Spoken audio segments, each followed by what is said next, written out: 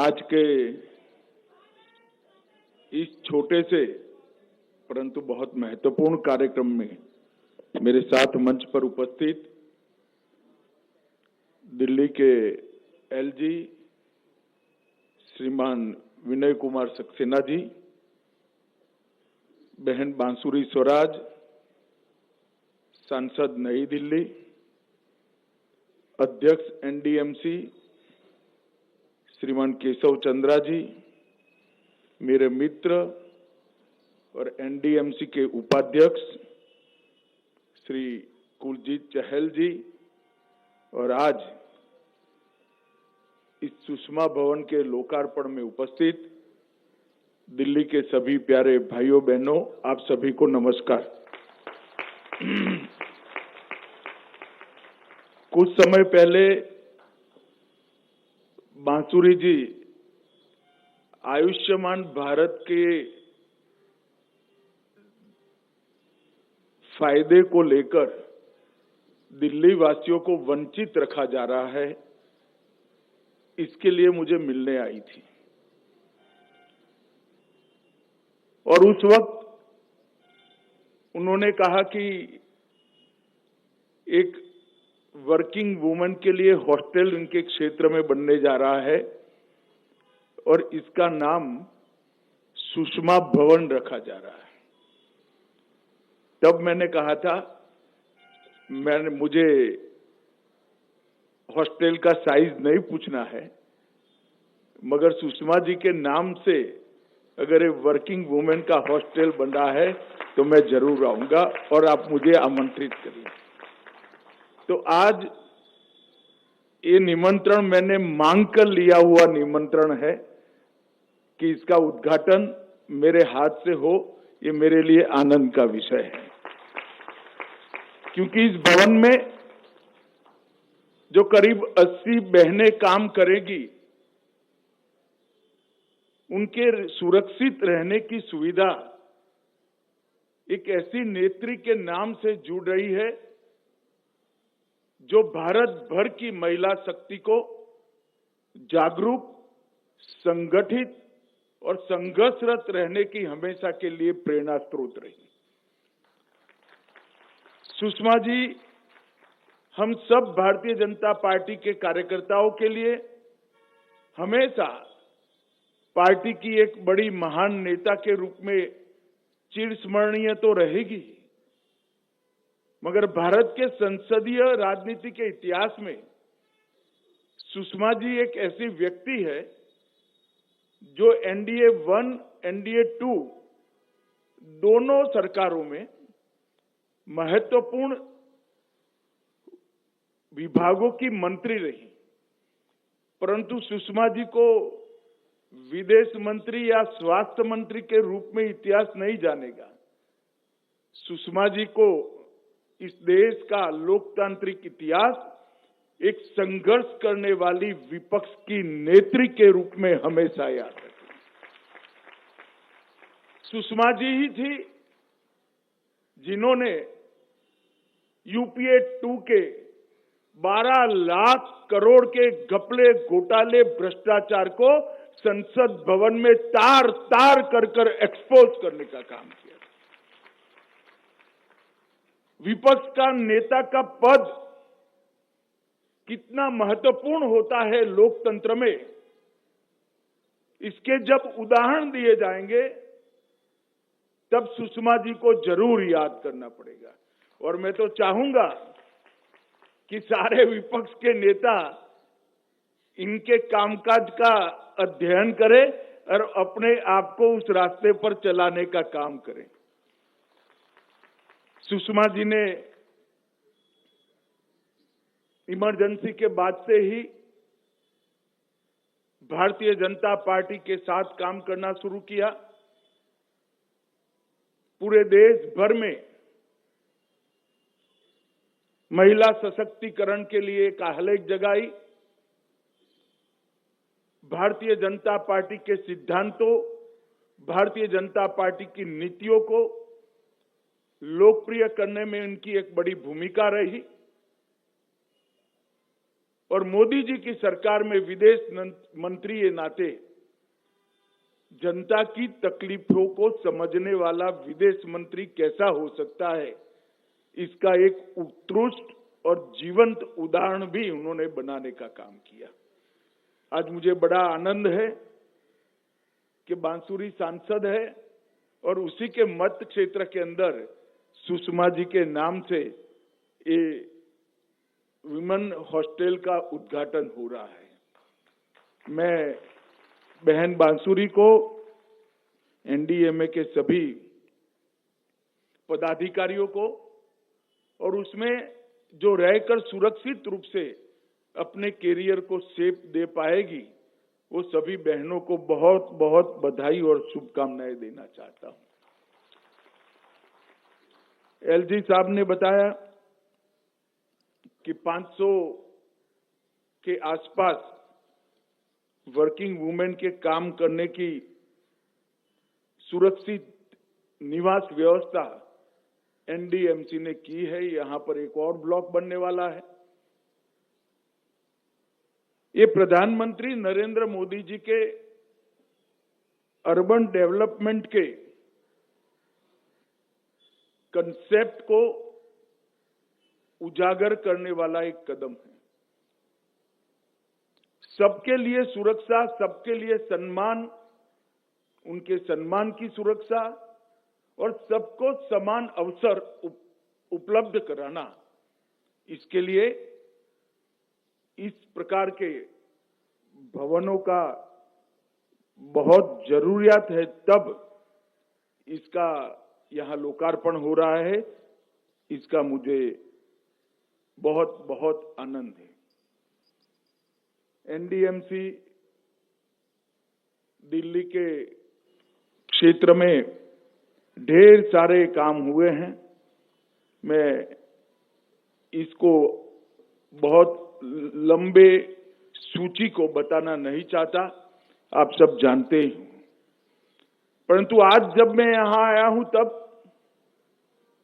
एक बात निश्चित रूप से कहना चाहता हूं कि 2014 में प्रधानमंत्री जी का पद संभालने के बाद नरेंद्र मोदी जी ने इस देश के शहरी विकास को नीतिगत आधार देने का काम किया। ऐसा नहीं है कि मोदी जी के आने के पहले शहरी विकास पर कोई ध्यान नहीं दिया गया। सब सरकारों ने अपने अपनी समझ से अच्छा काम किया था, परंतु जरूरत थी अर्बन डेवलपमेंट को एक नीतिगत ढांचा देने की, नीतिगत आधार देने की। वो आधार देने का काम हमारे प्रधानमंत्री नरेंद्र मोदी जी ने किया। मोदी जी ने ग्लोबल स्टैंडर्ड फैसिलिटीज पर आग्रह किया। भैया जो खड़े रहे बैठ जाओ, मैं यहीं खड़ा रहने वाला हूं, बैठ जाओ, कुछ नहीं होगा अब तो। उन्होंने ग्लोबल स्टैंडर्ड फैसिलिटीज पर आग्रह रखा और उसको अर्बन डेवलपमेंट नीति में एक प्रमुख उपकरण के रूप में इसका समावेश किया। इसके साथ साथ उत्तम कनेक्टिविटी, संचार की भी और रोड की भी, इसको अर्बन डेवलपमेंट पॉलिसी का हिस्सा बनाया। और शहरों के आसपास सटे हुए गांव जो धीरे धीरे शहर बनने की प्रक्रिया में है, उनका किसी भी नीति में कहीं समावेश नहीं था, उसको भी अर्बन डेवलपमेंट पॉलिसी में समावेश करने का काम किया। और इसके कारण बनने वाले शहर भी पहले से ही पीने का पानी, गटर, घन कचरे का निकासी, इस सब चीजों से युक्त बनने लगे। और ये अप्रोच से देखते देखते देखते 10 साल के अंदर अपने शहरों का परिदृश्य बदलने लगा। अर्बन डेवलपमेंट में ई गवर्नेंस को मोदी जी ने प्राथमिकता दी। 100 शहरों को चयनित कर स्मार्ट सिटी के रूप में विकसित करने का प्रयास किया और स्मार्ट सिटी के डेवलपमेंट में डेटा ड्रिवन अप्रोच को शामिल करने का काम किया। और डेटा ड्रिवन अप्रोच के कारण शहरों के विकास न केवल सम विकास से हुआ, हर क्षेत्र को विकास की अनुभूति हुई। इतना ही नहीं, विकास को उन्होंने फ्यूचरिस्टिक दृष्टि से एक लंबे विजन के साथ विकास को कागज पर लेने का काम डेटा ड्रिवन अप्रोच के कारण हुआ। सुरक्षा के लिए कई सारे शहरों में integrated command and control centre बनाए गए। सीसीटीवी कैमरा का एक बड़ा जाला सीपी ऑफिस में इंटीग्रेटेड कमांड एंड कंट्रोल के साथ जोड़ने का काम किया गया। और आने वाले दिनों में एआई का उपयोग कर यही सीसीटीवी कैमरास को मल्टीपर्पज सेवाओं में लगाया जाएगा। अमृत योजना 1000 किलोमीटर से लंबी मेट्रो नेटवर्क का विस्तार, इलेक्ट्रिक व्हीकल की पहल और पर्यावरण अनुकूल सौर ऊर्जा के लिए पीएम सूर्यघर का आगाज, शहरों की स्वच्छता और पर्यावरण संरक्षण, ये दो महत्वपूर्ण बिंदु बने अर्बन डेवलपमेंट पॉलिसी के। और इसके लिए Swachh Bharat Abhiyan, urban waste management policy, green energy, solar rooftop project, कई प्रकार के इनिशिएटिव को यहां पर लिया गया। मैं एक बात पर विशेष ध्यान देना चाहता हूं। आजादी के बाद 75 साल तक रेहड़ी पटरी वालों को हटाने के अलावे प्रशासन कोई काम नहीं करता था। मोदी जी ने न केवल उनके लिए निश्चित जगह सुनिश्चित की और स्वनिधि योजना के माध्यम से उनको सम्मान पूर्वक जीने का, लोन लेने का अधिकार भी नरेंद्र मोदी। केवल ग्रेजुएट होकर नौकरी की लाइन में खड़ा रहकर फ्रस्ट्रेशन के शिकार बनते युवा को स्किल इंडिया मिशन के माध्यम से स्वरोजगार के साथ जोड़कर उसको पगभर करने की योजना की। स्वच्छता रैंक के स्पर्धा और क्लाइमेट स्मार्ट सिटी फ्रेमवर्क, इसके कारण एक तंदुरुस्त स्पर्धा सभी शहरों के बीच में शुरू करने का काम नरेंद्र मोदी सरकार की पॉलिसी के कारण हुआ। अर्बन पॉलिसी का जितने भी आयाम थे अर्बन डेवलपमेंट की पॉलिसी के, इसको इंटीग्रेट किया, इसको रिजल्ट ओरिएंटेड बनाया और लॉन्ग टर्म विजन के साथ भविष्य की जरूरियातों को पूरा करने वाला एक विकास का रोड मैप बनाया, जो हमारे शहरों को ग्लोबल सिटीज की सूची में शामिल कर पाए, ऐसी स्थिति पैदा की। करोड़ों रुपए के बुनियादी ढांचे और पीपीपी मॉडल पर हर शहर के विकास को मोदी जी ने आगे बढ़ाया। दिल्ली में भी ढेर सारे काम किए, मगर हमें काम करने में थोड़ी कठिनाई है। उसका उपाय दिल्ली वालों के पास है, मैं बाद में बताऊंगा। परंतु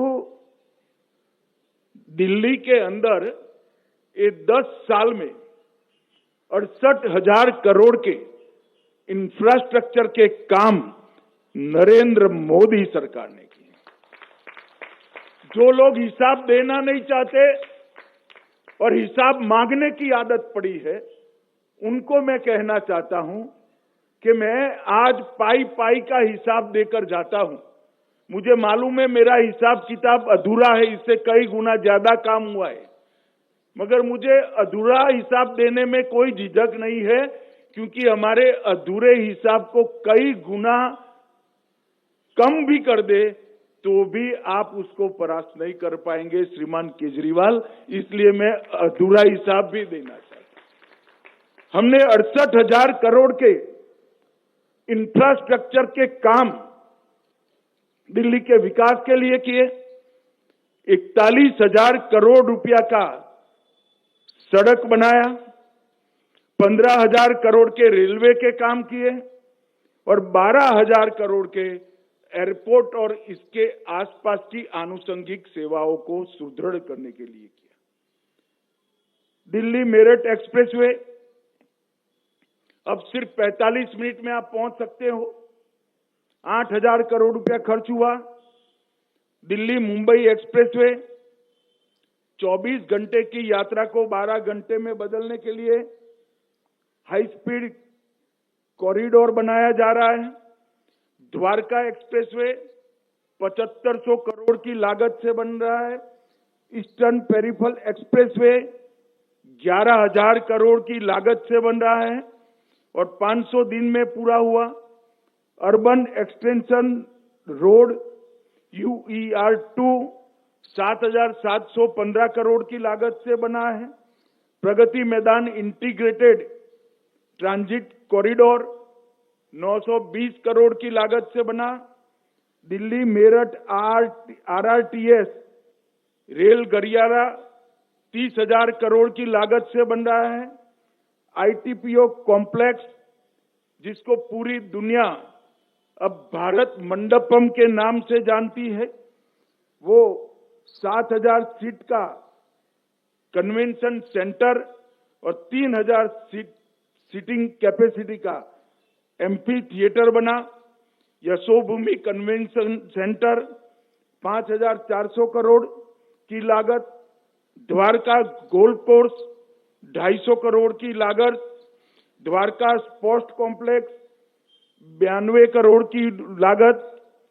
PM उदय के तहत 1731 कॉलोनियों को नियमित करने की प्रक्रिया कर 40 लाख गरीबों को मालिकाना हक देने की योजना लेकर आए।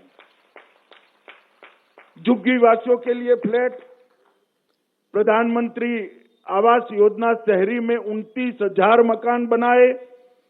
इन सिटू स्लम रिहेबिलिटेशन लगभग 354 करोड़ से 3,000 EWS फ्लैट बनाए। दिल्ली विश्वविद्यालय में नया वीर सावरकर कॉलेज बनाया। प्रधानमंत्री संग्रहालय बना। पुलिस म्यूजियम बना। राष्ट्रीय युद्ध स्मारक बना। इंडिया इंटरनेशनल कन्वेंशन सेंटर और एक्सपो सेंटर का विकास बना। ऑक्सीजन पार्क्स बने और ग्रीन इनिशिएटिव भी ढेर सारे ले लिए गए। अब इतना सारा इंफ्रास्ट्रक्चर का काम, और मैं फिर से स्पष्टता करना चाहता हूं कि अधूरा हिसाब है, आनन फानन में बनाया गया है। मैं दिल्ली के चुनाव के मैदान में आऊंगा तब पूरा हिसाब लेकर आऊंगा केजरीवाल जी, मगर मैं आपको पूछना चाहता हूं कि आपने क्या किया, इसका जरा हिसाब दिल्ली वासियों को दीजिएगा। मैं अभी मेरे घर पर कुछ बच्चे मिलने आए थे, तो साहसिकता से मैं बात कर रहा था कि भाई ये हुआ ये हुआ ये हुआ। फिर मैंने उनको पूछा कि भाई केजरीवाल जी ने क्या करा, और मैंने ही जवाब दे दिया मेरी गलती हो गई कि कुछ नहीं किया। तो एक बच्चे ने स्फूर्ति से कहा कि साहब ऐसा नहीं है, आप इतना अन्याय उनको मत करिए, और दृढ़ता से के साथ विश्वास के साथ कहा। तो मैंने कहा क्या कहना चाहते हैं, अब क्या किया? तो कि एक बड़ा 45 करोड़ का शीश महल उन्होंने अपने रहने के लिए बनाया। जो राजनीति में आए तब कहते थे हम सरकारी गाड़ी नहीं लेंगे, सरकारी बंगलो नहीं लेंगे, एक नए प्रकार की राजनीति का आगाज करेंगे। एक बंगलों से पेट नहीं भरा, 2 बंगलों से पेट नहीं भरा, 3 बंगलों से पेट नहीं भरा, 4 बंगलों से पेट नहीं भरा, 50,000 गज एक शीश महल बनाया दिल्ली वासियों के 45 करोड़ के खर्चे से। और केजरीवाल जी, आपको इसका हिसाब देना पड़ेगा, दिल्ली की जनता को हिसाब देना पड़ेगा। किसके पैसे से 6 करोड़ के डिजाइनर मार्बल लगाए आपने? किसके पैसों से 6 करोड़ के मोटराइज पर्दे लगाए? किन के पैसों से 70 लाख के खोलने के लिए खड़ा न होना पड़े ऐसे ऑटोमेटिक दरवाजे लगाए? किसके पैसों से 16 स्मार्ट टीवी 64 लाख रुपए के लगाए? किसके पैसे से 50 लाख रुपए की कारपेट बिछाई गई? किसके पैसे से सजावटी पिल्लर 36 लाख के बनाए गए? दिल्ली वासियों को पानी देने का कोई हिसाब नहीं है। आपके 4 लोगों के परिवार के लिए 15 करोड़ का वाटर सिस्टम आपने लगाया केजरीवाल जी। दिल्ली की जनता इसका जवाब आपसे पूछ रही है।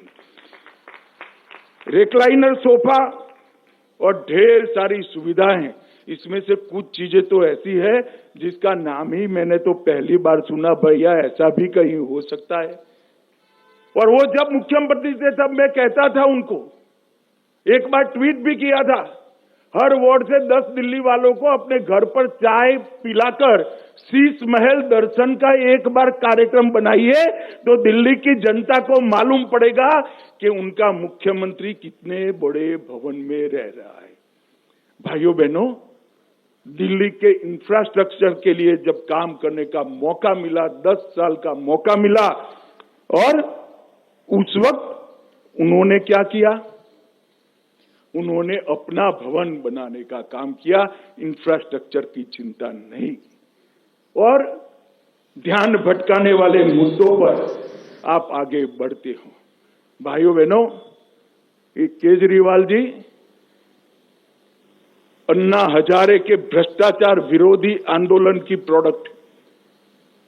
मैंने अभी कहा, सुषमा जी ने 12 लाख करोड़ के घपले घोटाले भ्रष्टाचार को उजागर किया था। अन्ना हजारे ने वो भ्रष्टाचार के खिलाफ आंदोलन किया, और वो भ्रष्टाचार के खिलाफ आंदोलन के बाद जो केजरीवाल कहते थे हम कभी राजनीति में नहीं आएंगे, अन्ना बेचारे रालेगांव सिद्धि में वापिस चले गए। इन्होंने एक पार्टी बनाई और मुख्यमंत्री बने। हमें कोई आपत्ति नहीं, मुख्यमंत्री बनकर आपने किया।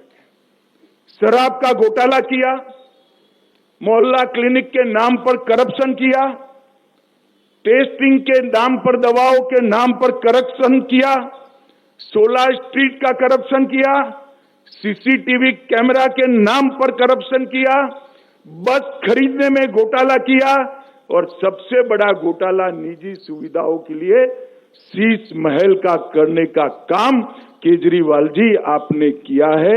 दिल्ली की जनता को आपको जवाब देना पड़ेगा, और दिल्ली की जनता इसका जवाब मांगेगी। और मैं केजरीवाल जी को कहना चाहता हूं, केजरीवाल जी हम पर जो आरोप लगाना है लगाइए, जनता फैसला करेगी, मगर आप शीश महल का जवाब दिल्ली की जनता को जरूर दीजिए। भाइयों बहनों, केजरीवाल का जो रास्ता है वो भारतीय जनता पार्टी के लिए अभिप्रेत नहीं है। हमने तो आयोजनबद्ध तरीके से शहरों का विकास करने का मोदी जी के नेतृत्व में ठाना है, और आज इसकी ही एक कड़ी ये सुषमा स्वराज भवन बनी है। यहाँ पर सुरक्षा के साथ हमारी कामकाजी बहनें, बच्चियां रहेगी, अपनी कैरियर को एक शेप दे पाएगी, और समाज के बीच में उन्नत मस्तक के साथ अपने अस्तित्व को वो उजागर करेगी। मैं फिर से एक बार एनडीएमसी, एलजी साहब और यहाँ की एमपी तीनों को बहुत बहुत साधुवाद और शुभकामनाएं देकर मेरी बात को समाप्त करता हूं। वंदे मातरम, भारत माता की जय।